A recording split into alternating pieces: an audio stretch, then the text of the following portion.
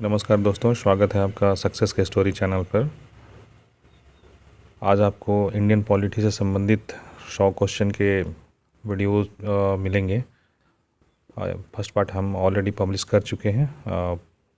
आपने शायद देख लिया होगा, नहीं देखा होगा तो मैं फ़र्स्ट पार्ट का लिंक डिस्क्रिप्शन में डाल दूँगा, आप वहाँ से इसको देख लेना।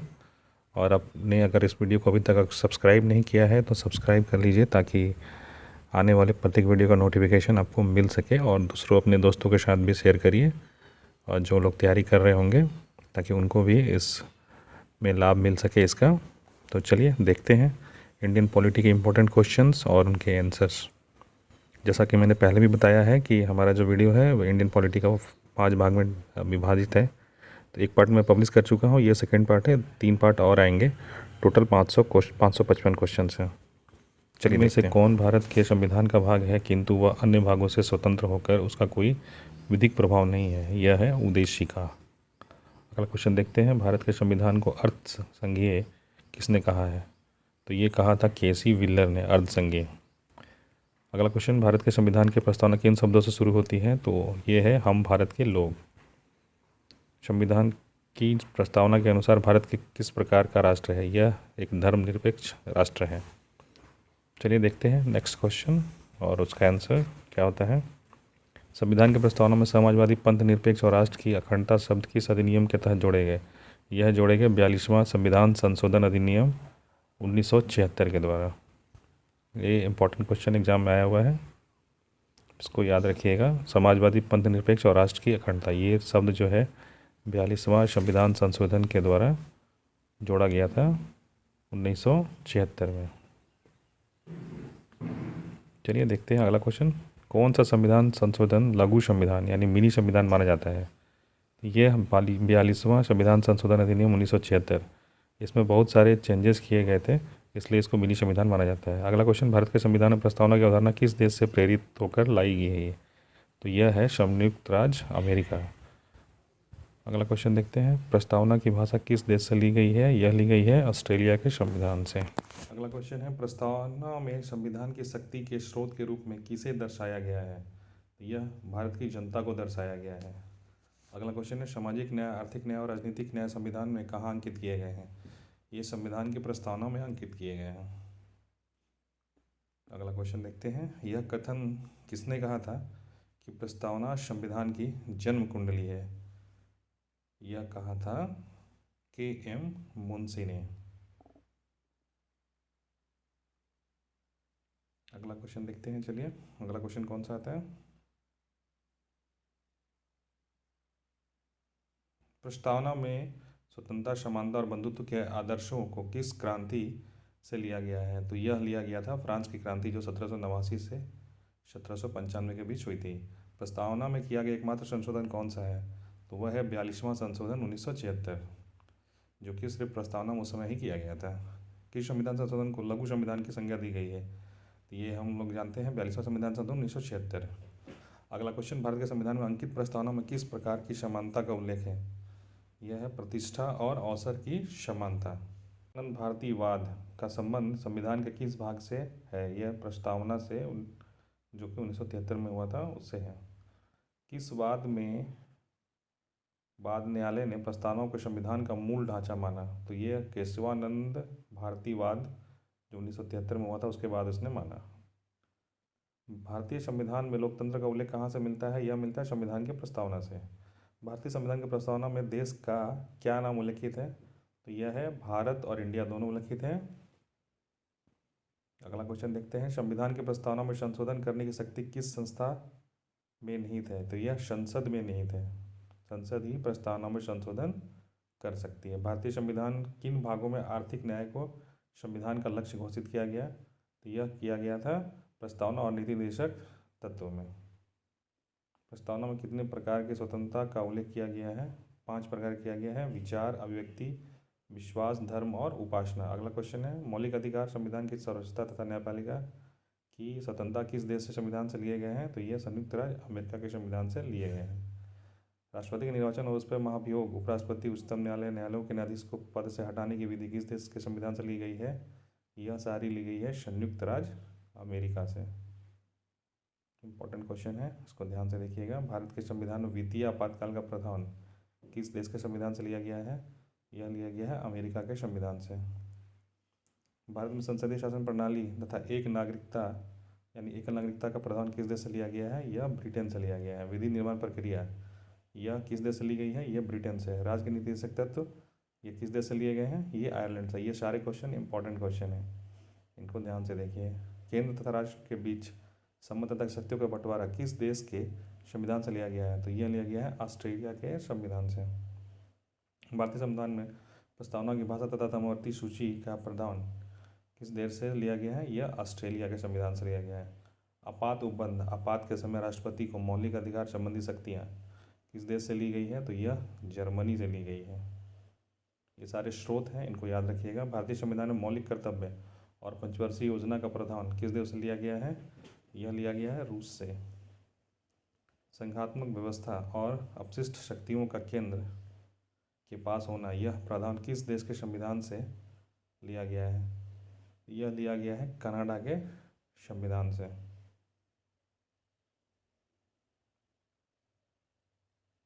अगला क्वेश्चन देखते हैं। संविधान में संशोधन प्रक्रिया का प्रावधान किस देश से लिया गया है? तो यह लिया गया है दक्षिण अफ्रीका के संविधान से। इसका मतलब है संविधान संशोधन की जो प्रक्रिया है वो जो लिया गया है वो दक्षिण अफ्रीका के जितने भी सोर्सेस हैं भारत के संविधान के वो सारे इंपॉर्टेंट सोर्सेस हैं और ये सारे क्वेश्चन जो हैं एग्ज़ाम में आते हैं। तो इन सारे सोर्सेस को आप याद ज़रूर रखोगे ताकि एग्ज़ाम में आपका क्वेश्चन छूटने ना पाए। आप जितने भी सोर्स हमने यहाँ पर डिस्कस किए हैं आप उन सबको एक एक करके आप उनको लिख के और याद कर सकते हो या फिर इसको बार बार वॉच करके और उसको याद कर सकते हो। तो ये सारे सोर्स जो इम्पोर्टेंट सोर्सेस हैं कि संविधान का जो सोर्स लिया गया है किस किस देश से है, कौन सा प्रक्रिया किस देश के तहत में बनाया गया है, तो ये आप ज़रूर याद रखें ताकि एग्ज़ाम जो है उसमें आपका क्वेश्चन से एक भी छूट ना पाए। आप इसको कंटिन्यू वॉच करते रहिए, आपका इंपॉर्टेंट क्वेश्चन ही हम लोग यहाँ पर डिस्कस कर रहे हैं। आप अगर सारे वीडियो देख लेंगे तो इसके बाहर यहाँ पे कोई भी क्वेश्चन आपको छूटेगा नहीं। चलिए कंटिन्यू करते हैं, वॉच करते हैं। अगला क्वेश्चन देखते हैं। संविधान के किस संशोधन द्वारा दिल्ली को राष्ट्रीय राजधानी क्षेत्र का दर्जा दिया गया? तो ये था 69वां संविधान संशोधन 1991 के द्वारा। अगला क्वेश्चन है संघ व राज्य तथा केंद्र शासित प्रदेशों का उल्लेख किस अनुसूची में मिलता है? तो यह मिलता है पहली अनुसूची में। अगला क्वेश्चन देखते हैं। भारत के विभिन्न उच्च पदाधिकारियों के वेतन भत्ते पेंशन का उल्लेख किस अनुसूची में दिया गया है? तो यह दिया गया है दूसरी अनुसूची में। हम लोगों ने यहाँ पे 3 क्वेश्चन डिस्कस किया है, तीनों इंपॉर्टेंट क्वेश्चन ही हैं। आप इनको ध्यान से देखिए और उसको याद करिए। चलिए देखते हैं उसके बाद का क्वेश्चन और उसका आंसर। अगला क्वेश्चन देखते हैं। विभिन्न पदाधिकारी उच्चतम न्यायालय के न्यायाधीश के शपथ ग्रहण का उल्लेख कहाँ से लिया गया है? यह तीसरी अनुसूची से लिया गया है। संघ सूची, राज्य सूची, समवर्ती सूची में क्या उल्लेखित है? केंद्र राज्य के मध्य शक्तियों का बंटवारा। संघ और समवर्ती सूची किस अनुसूची के अंतर्गत आती है? तो यह आती है 7वीं अनुसूची के अंतर्गत। 8वीं अनुसूची में क्या उल्लेखित है? 8वीं अनुसूची में भारत की जो भाषाएँ हैं 22 भाषाएँ वो उल्लेखित हैं। जो भी नोटिफाइड लैंग्वेजेस हैं वो सारे वहाँ पे हैं। क्वेश्चन अगला देखते हैं। दल बदल की संबंधित प्रावधान किस अनुसूची में है? तो यह 10वीं अनुसूची में। यह भी क्वेश्चन काफ़ी जगह पे आया है। 10वीं अनुसूची को संविधान में कब जोड़ा गया था? यह 52वें संविधान संशोधन 1985 के द्वारा जोड़ा गया था। पंचायती राज से संबंधित प्रावधान किस अनुसूची में दिए गए हैं? तो यह 11वीं अनुसूची में दिए गए हैं। 11वीं अनुसूची को संविधान में कौन सा संशोधन करके जोड़ा गया था? तो 73वां संविधान संशोधन 1993 के द्वारा जोड़ा गया था। अगला क्वेश्चन देखते हैं। पंचायती राज व्यवस्था में कितने विषयों का उल्लेख है? तो यह है 29 विषयों का उल्लेख। अगला क्वेश्चन है। भारत में स्थानीय स्वशासन का पिता किसे कहा जाता है? तो लॉर्ड रिपन को स्थानीय स्वशासन का पिता कहा जाता है। स्वतंत्र भारत में पंचायती राज व्यवस्था का शुभारंभ कब हुआ था? तो ये 2 अक्टूबर 1959 में हुआ था। भारत के किस प्रधानमंत्री द्वारा पंचायती राज व्यवस्था को शुरू किया गया था? तो यह किया गया था पंडित जवाहरलाल नेहरू के द्वारा। अगला क्वेश्चन देखते हैं। पंचायती राज व्यवस्था में सबसे पहले किस राज्य में शुरू किया गया था? तो यह हुआ था राजस्थान के नागौर जिले में पंचायती राज व्यवस्था सबसे पहले वहाँ पे शुरू किया गया था। इम्पॉर्टेंट क्वेश्चन है। पंचायती राज व्यवस्था के त्रिस्तरीय ढांचे का प्रावधान किस समिति की सिफारिश पर किया गया? तो यह किया गया बलवंत राय मेहता समिति, जो कि 1957 में बनी थी, उनके सिफारिश पर। वर्तमान समय में किन राज्यों में पंचायती राज व्यवस्था लागू नहीं है? तो यह नागालैंड, मेघालय और मिजोरम में पंचायती राज व्यवस्था जो है वो लागू नहीं है, टोटल 3 स्टेट्स में। अगला क्वेश्चन देखते हैं, पंचायती राज व्यवस्था के 3 स्तर कौन से हैं? तो वो है ग्राम पंचायत, पंचायत समिति और जिला परिषद। अगला क्वेश्चन है, शहरी क्षेत्रों में स्थानीय स्वशासन के लिए किस अनुसूची में नगर पालिकाओं का प्रावधान किया गया है? तो यह किया गया है 12वीं अनुसूची के अंतर्गत। भारतीय संविधान में 12वीं अनुसूची को किस संवैधानिक संशोधन के तहत जोड़ा गया? तो यह जोड़ा गया 74वें संवैधानिक संशोधन 1993 के द्वारा। अगला क्वेश्चन देखते हैं, 12वीं अनुसूची में नगर पालिकाओं से संबंधित कितने विषय प्रदान किए गए? तो यह टोटल 18 विषय प्रदान किए गए हैं। वर्तमान में संघ सूची में कितने विषय हैं? तो यह है 100, राज्य सूची में 61 और समवर्ती सूची में 52 विषय हैं। किस सूची में दिए गए विषयों पर केंद्र राज्य दोनों सरकारें कानून बना सकती है? तो जो समवर्ती सूची में होता है उस पर दोनों सरकारें कानून बना सकती हैं। अनुसूचित जाति और जनजाति के प्रशासन और नियंत्रण के बारे में उल्लेख किस अनुसूची में मिलता है? तो यह 5वीं अनुसूची में मिलता है। अगला क्वेश्चन देखते हैं, असम, मेघालय, त्रिपुरा और मिजोरम राज्य के जनजातीय क्षेत्रों के प्रशासन के बारे में किस अनुसूची में विवरण है? यह है 6वीं अनुसूची में। अगला क्वेश्चन है, संविधान लागू होने के समय 8वीं अनुसूची में कितने भाषाओं को शामिल किया गया था? तो 14 भाषाएं। वर्तमान में ये बढ़कर 22 भाषाएं हो गई हैं। समय समय पे इसमें वो ऐड होता रहता है। अगला क्वेश्चन देखते हैं, कौन सा है, सिंधी भाषा को किस संशोधन के तहत 8वीं अनुसूची में जोड़ा गया? तो यह 21वां संशोधन 1967 में जोड़ा गया था। कोंकणी, मणिपुरी तथा नेपाली भाषा को किस संविधान संशोधन के तहत 8वीं अनुसूची में जोड़ा गया? तो 71वां संविधान संशोधन 1992 के द्वारा जोड़ा गया। मैथिली, संथाली, डोगरी तथा बोडो भाषा को किस संविधान संशोधन के द्वारा 8वीं सूची में जोड़ा गया? तो यह 92वां संशोधन 2003 के द्वारा इसको जोड़ा गया था। देखते हैं अगला क्वेश्चन और उसका आंसर। ये सारे इंपॉर्टेंट क्वेश्चन हैं, आप इनको ध्यान से देखिएगा। चलिए देखते हैं अगला क्वेश्चन कौन सा आता है। ये भाषा का जब जब शामिल किया गया 15वां, 16वां, 17वां, 18वां, और ये फिर जो है 21वां, 22वां, 20वां, ऐसे ये यहाँ पे डिनोट हम कर रहे हैं। अगला क्वेश्चन देखते हैं, राज्य द्वारा संपत्तियों के अधिग्रहण की विधियाँ किस अनुसूची में दी गई हैं? तो यह दी गई है 9वीं अनुसूची में।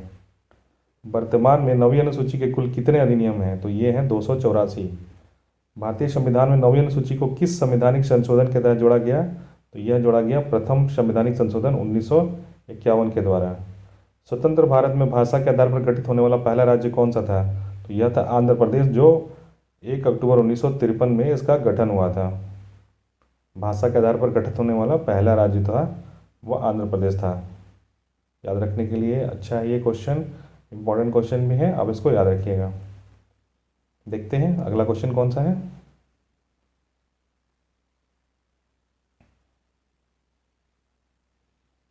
भाषा के आधार पर राज्य के पुनर्गठन के लिए किसकी अध्यक्षता में 4 सदस्य आयोग की नियुक्ति की गई थी? तो ये थे एस.के. धर, जिनके अध्यक्षता में 4 सदस्यों की आयोग की नियुक्ति की गई थी। 1953 में गठित राज्य पुनर्गठन आयोग के अध्यक्ष कौन थे?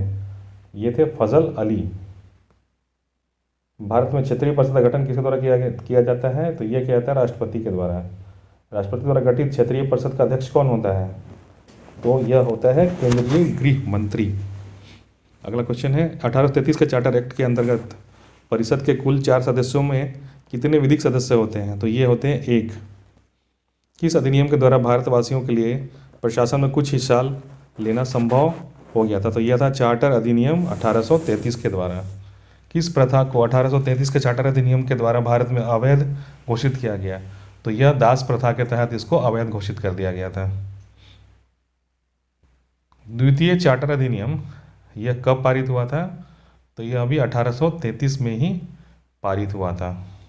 इंपॉर्टेंट क्वेश्चन है। अगला देखते हैं, किस अधिनियम के तहत बंगाल के गवर्नर जनरल को भारत का गवर्नर जनरल बना दिया गया और उन्हें सभी नागरिकों और सैन्य शक्तियां प्रदान की?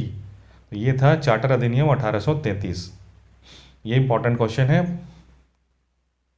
अगला क्वेश्चन है, चार्टर अधिनियम 1833 के अंतर्गत कंपनी के किस अधिकार को पूरी तरह समाप्त कर दिया गया था? तो कंपनी का जो व्यापारिक अधिकार था उसको समाप्त कर दिया गया था। कौन सा पहला अधिनियम था जिसने भारतीयों को देश में प्रशासन में हिस्सेदारी की अनुमति दी थी? तो यह था 1833 का चार्टर अधिनियम। देखते हैं अगला क्वेश्चन क्या है। कौन सा अधिनियम ईस्ट इंडिया कंपनी को राजनीतिक और प्रशासनिक संस्थान के बदलने के लिए जिम्मेदार था? 1833 का चार्टर अधिनियम। यह राजनीतिक और प्रशासनिक संस्थान में बदलने के लिए जिम्मेदार था ईस्ट इंडिया कंपनी को। 1853 के चार्टर एक्ट के द्वारा विधायिका में कितने नए सदस्यों की वृद्धि की गई? तो ये 6 सदस्यों की वृद्धि की गई। किस एक्ट के तहत सेवाओं के अंतर्गत महत्वपूर्ण पदों के लिए प्रतियोगिता परीक्षा का आयोजन किया गया था? तो ये 1853 का चार्टर एक्ट के द्वारा ही प्रतियोगिता परीक्षा का आयोजन किया गया था। ये सारे इंपॉर्टेंट क्वेश्चन हैं, आप इनको ध्यान से देखते रहिए। चलिए देखते हैं अगला क्वेश्चन। चार्टर एक्ट 1853 के द्वारा निदेशक मंडल के सदस्यों की संख्या 24 से घटाकर कितनी कर दी गई थी? तो ये थी 18।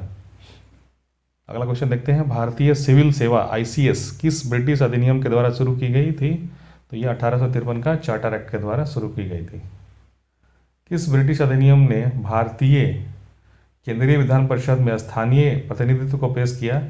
तो यह था 1853 का चार्टर एक्ट। चलिए देखते हैं अगला क्वेश्चन कौन सा आता है। भारतीय संविधान में लिखित संविधान का प्रावधान किस देश से लिया गया है? तो यह लिया गया है संयुक्त राज्य अमेरिका यानी USA के संविधान से। अगला क्वेश्चन देखते हैं, भारतीय संविधान के मौलिक अधिकार किस देश से लिए गए हैं? तो ये अमेरिका USA से ही लिए गए हैं। भारत के संविधान निर्माताओं ने न्यायिक पुनर्विलोकन के विचार को किस देश से ग्रहण किया गया? तो यह भी अमेरिका से ही किया गया। सर्वोच्च न्यायालय की व्यवस्था भारतीय संविधान में किस देश से लिया गया? तो यह भी USA से लिया गया। भारतीय संविधान में संविधान की सर्वोच्चता यह भी लिया गया है USA से ही।